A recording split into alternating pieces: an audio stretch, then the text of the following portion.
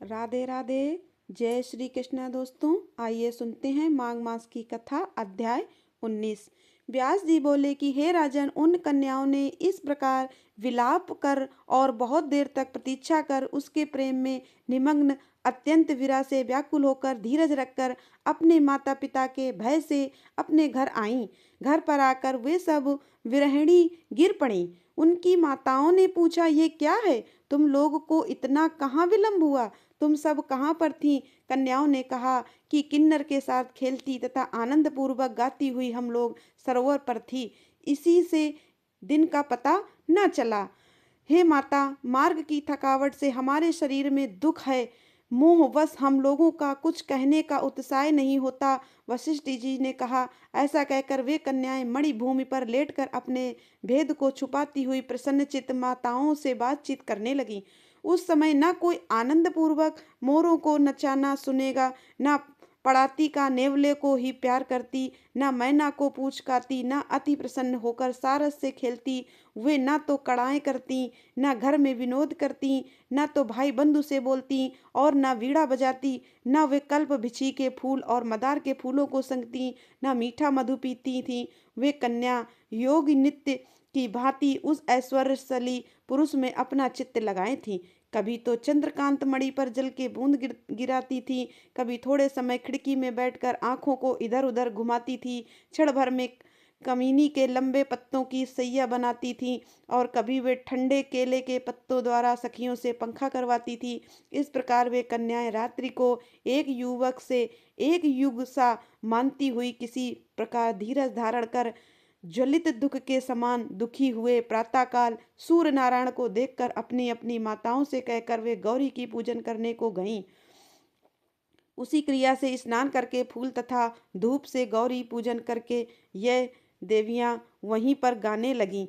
इसी बीच में वह ब्राह्मण भी स्नान करने के लिए अपने पिता के आश्रम से उस आच्छो सरोवर पर आ गया। उसको देखकर उन कन्याओं ने बार बार वाह वाह किया और उस ब्रह्मचारी के पास गईं तथा एक ने एक दूसरे का हाथ पकड़कर चारों ओर से अपने भुजा पास में उसको घेर कर बोली कि हे मूर्ख, कल तो तू भाग गया था, परंतु आज नहीं भाग सकता। हम लोगों ने तुमको वर्ण वर्ण कर लिया है।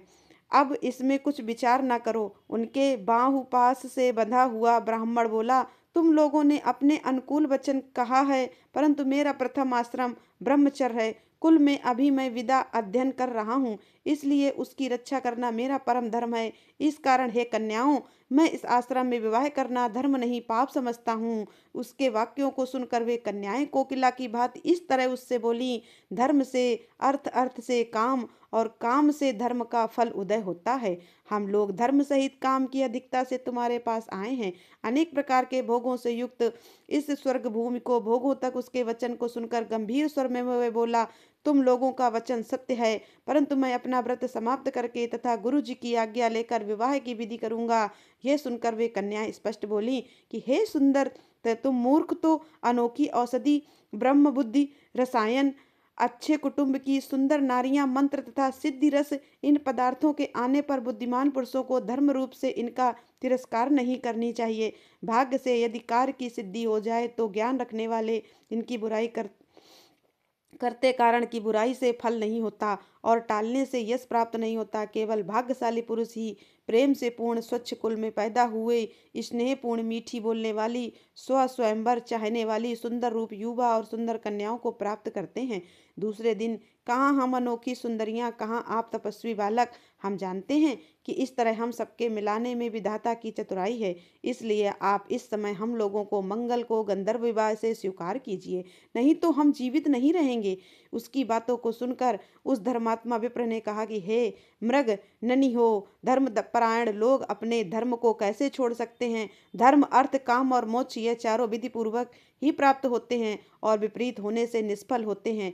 हे व्रती रहकर समय के विपरीत में विवाह नहीं करूंगा। जो लोग विवाह के समय को नहीं जानते, उसकी क्रिया से उत्तम फल की प्राप्ति नहीं होती है। हे कन्याओं सुनो, मेरा चित्त इस समय धर्म के विचारों में लगा है, इसलिए मैं स्वयंवर में नहीं आऊंगा। इस तरह उसके आशय को समझकर आपस में हाथ से हाथ जोड़कर इन सुंदरियों ने उसके चरण पकड़ लिए। सुशीला और सुस्वरा ने इनकी भुजाओं को पकड़ा, सुतारा ने आलिंगन किया और चंद्रिका ने ब्रह्मचारी का मुख चूम लिया। तब भी वह ब्रह्मचारी निर्विकार बना रहा। अंत में उसने क्रोध से लाल होकर इनको श्राप दे दिया कि तुम सब डायनियों की तरह मेरे शरीर में लिपटी हो, इसलिए तुम सब पिशाचनी हो जाओ। उससे ऐसा श्राप सुनकर वे सब कन्याएं उसको छोड़ सम्मुख खड़ी हो गईं और कहने लगीं, हमने क्या पाप किया है जो तुमने हमको श्राप दे डाला? जो प्रिय करने में अप्रिय की है, तुम्हारी धर्मगता को धिक्कार है। हमने सुना है कि प्रेमियों से, भक्त से और मित्रों के प्रति बुराई करने वाले मनुष्यों को सुख दोनों लोक में नष्ट हो जाते हैं, इसलिए तुम भी हम लोगों के श्राप से शीघ्र ही पिशाच हो जाओ। इस तरह क्रोध से व्यग्र होकर कन्याएं हाथी हुई भूख से दुखी हो गईं। तब के राजन आपस के क्रोध से उस सरोवर पर वे कन्याएं और वे ब्रह्मचारी सब पिशाच पिशाचनी हो गए और घोर शब्दों में चिल्लाते हुए अपने पहले जन्म के पास कर्म के फल को भोगने लगे। हे राजन, पूर्व जन्म के किए अच्छे और बुरे कर्म अपने समय में ही प्रकट होते हैं, इनको स्वयं ब्रह्मा भी नहीं बदल सकते। वहां पर इनके माता पिता आकर रोने लगे और कहने लगे, वाह रे बालकों के प्रमोद से दवगति के कार्यों का उल्लंघन नहीं हो सकता। इसके बाद ये पिशाच रात दिन दुखी रहते हुए सरोवर तट पर इधर उधर फिरने लगे। बहुत दिनों के बाद मुनियों में श्रेष्ठ लोमस जी पौष शुक्ल चतुर्दशी को आछो सखी पिशाच ने इनको देखा और उनकी हत्या करने के लिए झुंड बांधकर उनकी ओर दौड़े, लेकिन लोमस ऋषि के तप बल से जलने लगे तथा उनके सामने खड़े न रह सके और दूर हट गए। वेद निधि ब्राह्मण भी वहां पर आ गए। हे राजन, उन्होंने लोमस ऋषि को देखकर साष्टांग प्रणाम किया तथा मस्तक पर अंजलि को बांधकर हाथ जोड़कर सुंदर वचन कहने लगे, बड़े भाग्य से साधुओं का संगम होता है। गंगा आदि तीर्थों में सदैव स्नान और दान करने से सज्जनों का सत्संग करने वाला उत्तम होता है, जो कि स्वर्ग को देता है और रोगों को नष्ट करता है। वशिष्ठ जी ने कहा कि हे राजन, वेद ऋषि ब्राह्मण ने ऐसा कहकर उन पिशाच और पिशाचिनियों के चीर काल का अद्भुत हाल वह सुनाया कि वह एक गंधर्व की कन्याएं हैं और यह मुनि मेरा पुत्र है। सभी श्राप से मोहित होकर हे मुनीश्वर, सरनेसा किए आपके सम्मुख खड़े हैं। आपके दर्शन से आज बालकों का उसी प्रकार उपकार होगा जिस प्रकार सूर्य के उदय होने पर अंधेरा मिट जाता है।